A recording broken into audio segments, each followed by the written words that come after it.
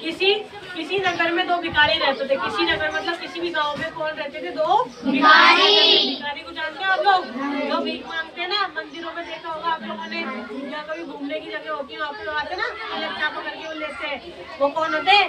भिखारी होते हैं। उसमें से एक भिखारी तो कैसा था? अंधा। और दूसरा कैसा था? लंगड़ा था। एक भिखारी कैसा था? अंधा।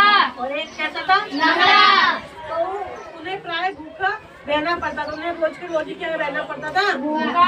क्योंकि अंधा भिखारी रास्ता मालूम नहीं कर सकता था। क्योंकि जो अंधा भिखारी रहता है ना, वो रास्ते पे नहीं चल सकता बिना किसी के सहारे पे, इसलिए उसको क्या रहना पड़ता था? भूखा रहना पड़ता था। और लंगड़ा भी, जो लंगड़ा भिखारी है वो अपने काम के बिना कहीं दूसरी जगह पे जा भी नहीं सकता था, इसलिए वो भी भूखा रहता था। एक दिन उन दोनों ने आपस में भेंट की। एक दिन उन दोनों ने क्या किया? आपस में भेंट की। दोनों ने अपनी अपनी व्यथा सुनाई। वो एक को लग रहा था, एक कौन था? अंधा था। उन दोनों ने एक दूसरे के बारे में क्या करी? बातें करी और एक दूसरे के बारे में योजना बनाई, एक दूसरे का दुख सुनाया।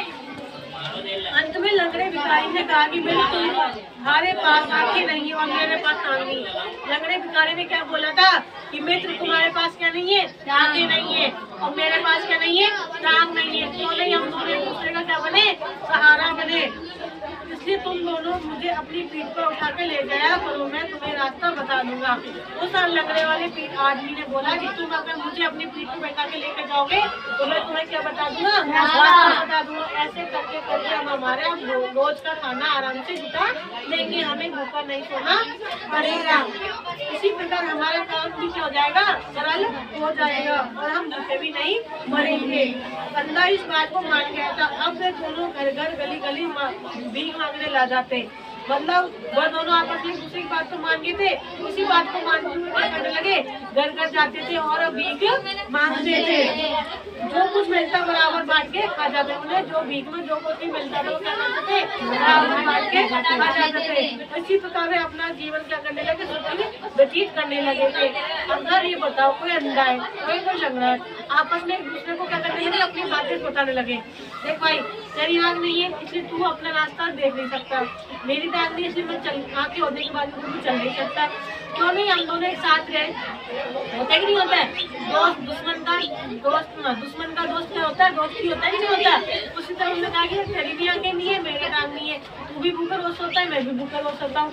इससे बढ़िया ये है कि हम तू मेरी मदद कर, मैं तेरी मदद करूँ। तू मुझे अपनी पीठ पे बैठा और मैं अपनी आँखों से तुझे रास्ता बताऊंगी और तू अपनी आँखों से मुझे चलने सिखा देना, सही ना?